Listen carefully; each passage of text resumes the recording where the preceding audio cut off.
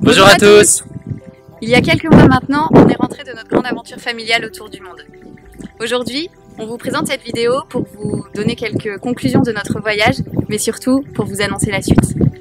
C'est vrai qu'entre le confinement et l'étude de nos futurs projets, on n'a pas pu revoir tous ceux qu'on voulait dans les conditions qu'on avait imaginées. Alors en attendant que ça soit réalisable, voici quelques images de notre voyage et la présentation de notre nouvelle aventure. Pour rappel, tout commence en septembre 2018. On part en famille pour un voyage de 18 mois. Direction l'Afrique et l'Amérique du Sud, dans un 4x4 avec remorque et une tente en guise de maison. On quitte tout. Au moment de partir, notre cœur est serré. Mais nous souhaitons vivre un temps de recul, un temps en famille, une ouverture sur le monde. Faire de nouvelles rencontres et découvrir de nouveaux horizons. Un rêve que nous nourrissons depuis longtemps. Durant les 548 jours de notre voyage, l'Afrique nous livre ses plus belles richesses. Du Maroc à l'Afrique du Sud, on s'émerveille par la beauté et l'immensité des paysages. On passe des heures à contempler la nature et ses animaux, tout en cherchant à comprendre leur harmonie et la façon dont ils composent ensemble.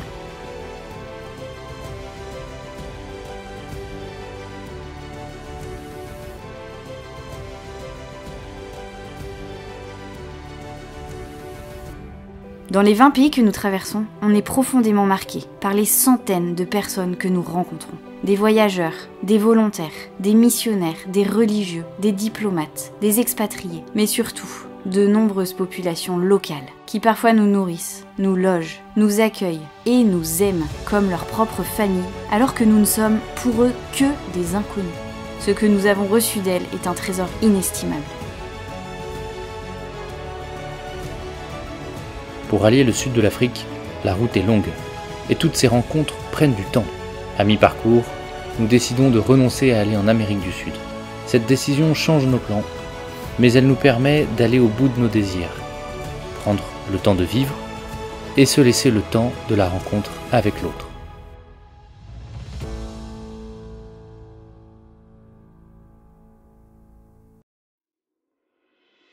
En parallèle des kilomètres qui défilent, du dépaysement. Et face aux galères et aux imprévus, nous commençons un véritable voyage intérieur. C'est l'apprentissage du lâcher-prise qui commence, suivi par le dépassement de soi permanent, avec l'adaptation quotidienne à des situations inconnues. Puis la découverte de notre propre fragilité, face à l'immensité de la nature et aux éléments qui parfois se déchaînent. Petit à petit, nous constatons l'ampleur du désastre social, économique et écologique de notre planète. On a rencontré ces enfants et ces femmes qui marchent chaque jour sur de nombreux kilomètres pour se procurer de l'eau, pas toujours potable d'ailleurs. En Afrique, ils sont 300 millions de personnes privées de ce droit fondamental, presque 5 fois la population de la France. On a partagé le quotidien de ces personnes qui vivent sans électricité, donc sans lumière, sans frigo, sans énergie pour le centre de santé. En Afrique, 700 millions de personnes n'ont pas accès à cette ressource. On a vu ces montagnes de déchets, ces plastiques omniprésents, constamment baladés par le vent, parfois enfouis dans le sable, mais souvent brûlés à la tombée de la nuit, et qui finissent la plupart du temps dans les cours d'eau et dans la mer. Une catastrophe écologique mondiale est en cours. On a aussi assisté au triste spectacle de la forêt qui brûle. Pour générer quelques revenus, on coupe et on abat tous les arbres dans l'idée de les vendre. Pour cuisiner et faire chauffer la marmite, on brûle du bois. Pour désherber les chemins et les champs, on brûle encore. Chaque année, les feux de brousse d'Afrique se transforment en immenses étendues de feu, plus importantes encore que les incendies d'Amazonie. On a accompagné des personnes en train de mourir du paludisme.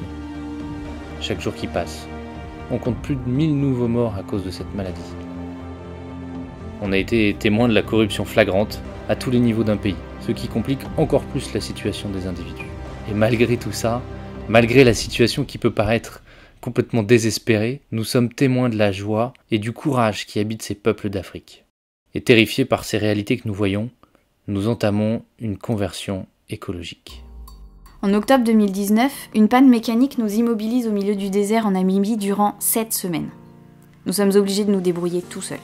Avec de l'aide à distance, nous parvenons tout de même à démonter, puis remonter toute une partie de notre moteur. Comme nos nouveaux voisins, notre approvisionnement en eau potable est compliqué. Mais aux côtés de ceux qui n'ont rien, nous faisons l'expérience de l'accueil et de la générosité des plus pauvres.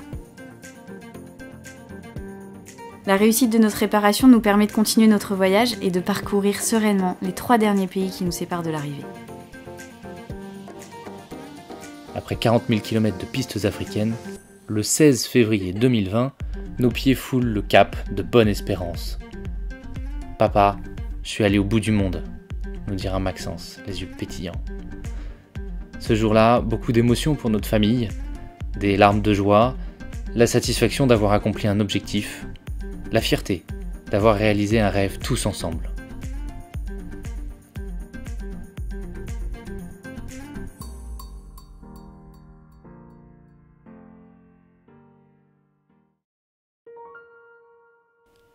Alors, que reste-t-il de cette aventure ?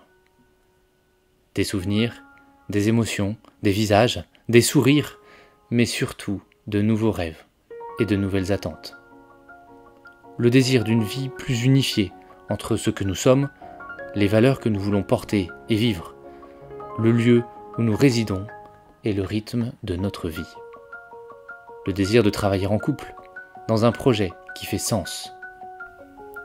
À notre retour en France, on étudie de nombreux projets, mais aussi de très belles propositions d'embauche. Finalement, nous choisissons de poser nos valises à Échourgnac, ce petit village situé au cœur du Périgord. C'est là que nous allons vivre notre nouveau projet de vie familiale. En 1858, c'est dans ce même village qu'une communauté de moines s'installe, vivant au rythme de la prière et du travail de la terre. Encore aujourd'hui, 22 religieuses cisterciennes œuvrent à l'excellence de leur fromagerie dans le silence de la nature qui l'entoure. Et depuis l'an 2000, elles façonnent le célèbre fromage affiné à la liqueur de noix. Au fil des années, la fromagerie s'est développée et a professionnalisé son activité, tout en conservant le caractère artisanal de sa production. Pour répondre à une demande toujours croissante, plusieurs salariés ont été recrutés pour renforcer l'équipe des sœurs à la fromagerie. Et depuis quelques années, les sœurs cherchaient à intégrer un nouveau partenaire pour accompagner le développement de l'entreprise. Il faut dire qu'avec les 130 tonnes de fromage qui sortent des caves chaque année, la douzaine de salariés, la distribution dans toute la France, il y avait de quoi faire. Ce nouveau partenaire, c'est nous, c'est notre famille. C'est donc dans une aventure commune avec elle et les salariés que nous reprenons la gestion de la fromagerie et la conduite des projets de développement. Ensemble, nous partageons des valeurs humaines, une vision commune du monde, de ses mutations sociales, économiques et environnementales en cours. C'est dans un même état d'esprit que nous nous associons pour poursuivre le rayonnement de la fromagerie avec la volonté d'intégrer des logiques de circuit court, de développement durable et d'écologie intégrale.